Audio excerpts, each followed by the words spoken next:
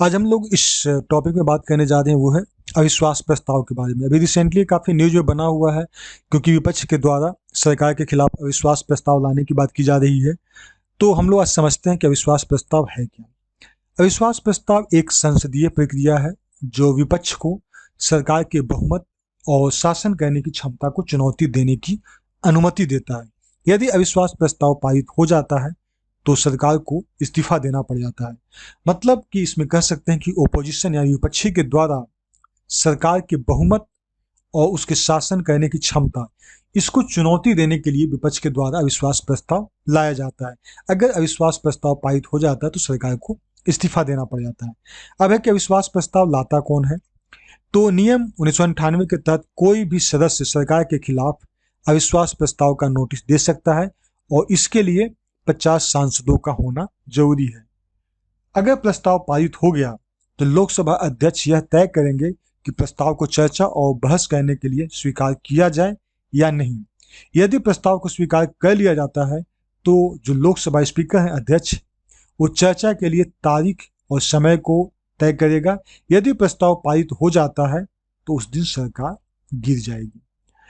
अगर पास नहीं हुआ तो क्या हुआ? अगर सरकार अविश्वास प्रस्ताव पर वोट जीत जाती है तो प्रस्ताव गिर जाता है और सरकार सत्ता में बनी रहती है। अब यहाँ पे बात आती है कि मतदान कैसे होता है।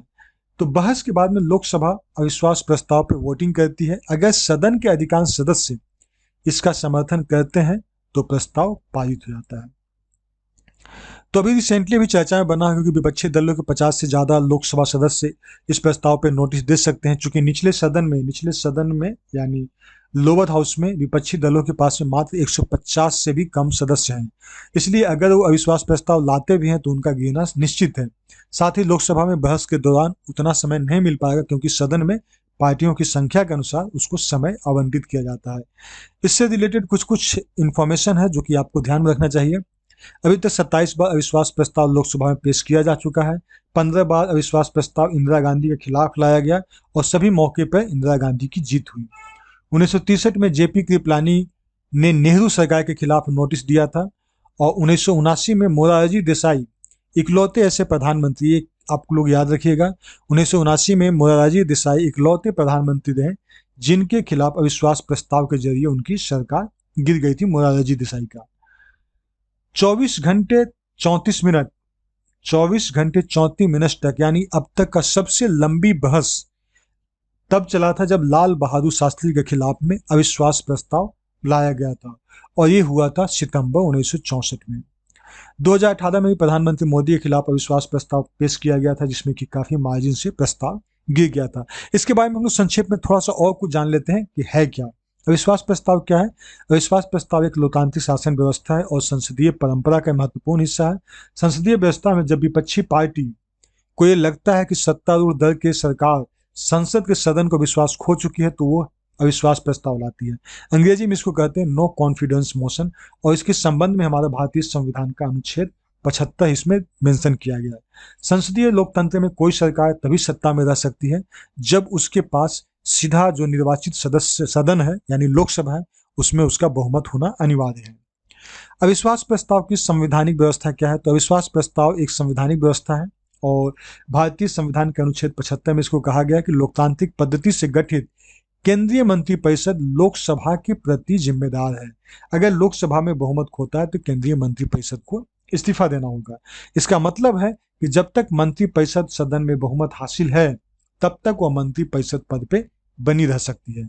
यदि इस मंत्रिपरिषद के प्रति विपक्षी के द्वारा लाया गया अविश्वास प्रस्ताव सदन में पारित हो जाता है तो प्रधानमंत्री सहित पूरे मंत्रिपरिषद को इस्तीफा देना होता है। अविश्वास प्रस्ताव लोकसभा में प्रस्तुत किया जाता है, इसको राज्यसभा में नहीं लाया जाता है, क्योंकि ये उन लोगों के द्वारा बात किया जाता है जो चुने गए हैं, जो डायरेक्टली इलेक्टेड है। यानी अविश्वास प्रस्ताव लोकसभा में प्रस्तुत किया जाता है। अविश्वास प्रस्ताव की प्रक्रिया का विस्तृत उल्लेख जो है लोकसभा की प्रक्रिया और कार्य संचालन के नियमावली जो है 1981 से लेकर 1985 तक किया गया है, और यह एकमात्र एक पंक्ति का प्रस्ताव होता है जो इस प्रकार होता है कि यह सदन मंत्रिपरिषद में अविश्वास व्यक्त करता है। बस इतना ही लिखा जाता है, इतना ही प्रस्ताव है, जो कि उसके बाद में लोकसभा स्पीकर के द्वारा एक समय निर्धारित किया जाता है। अगर लोकसभा स्पीकर इसको जो डिमांड है प्रस्ताव को अगर एक्सेप्ट कर लेता है तो एक समय देता है बहस करने के लिए, डिस्कस करने के लिए, और उसके बाद में वोटिंग होती है।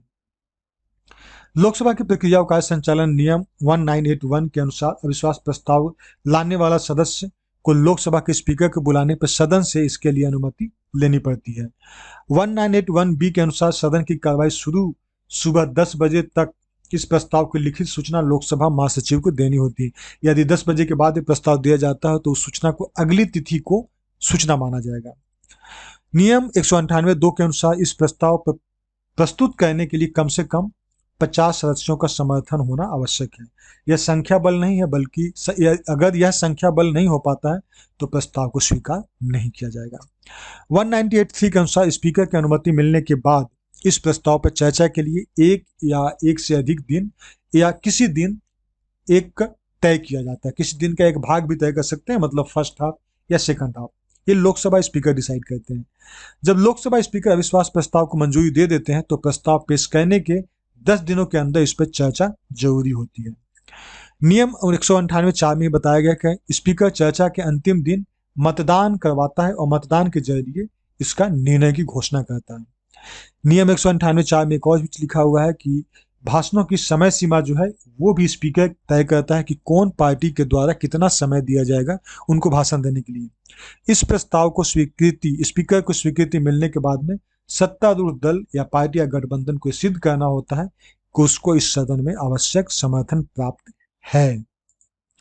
अविश्वास प्रस्ताव पर मतदान के बाद में क्या होता है? अविश्वास प्रस्ताव में मतदान के केवल लोकसभा के सांसद कर सकते हैं और राज्यसभा के सांसद इस मतदान प्रक्रिया से दूर रहते हैं। प्रस्तुत अविश्वास प्रस्ताव की मतदान प्रक्रिया के तहत यदि प्रस्ताव के समर्थन में सदन में उपस्थित सदस्यों में से आधे से एक वोट अधिक होने पर अविश्वास प्रस्ताव यानी मंत्रिपरिषद सरकार के खिलाफ हो जाता है, तो अब प्रधानमंत्री सहित पूरे मंत्रिपरिषद को त्याग पत्र देना होता है। तो बेसिकली यही है जो कि अविश्वास प्रस्ताव से संबंधित हम लोग कई सारे पहलू पर हम लोग डिस्कस किए। तो बहुत बहुत शुक्रिया, धन्यवाद।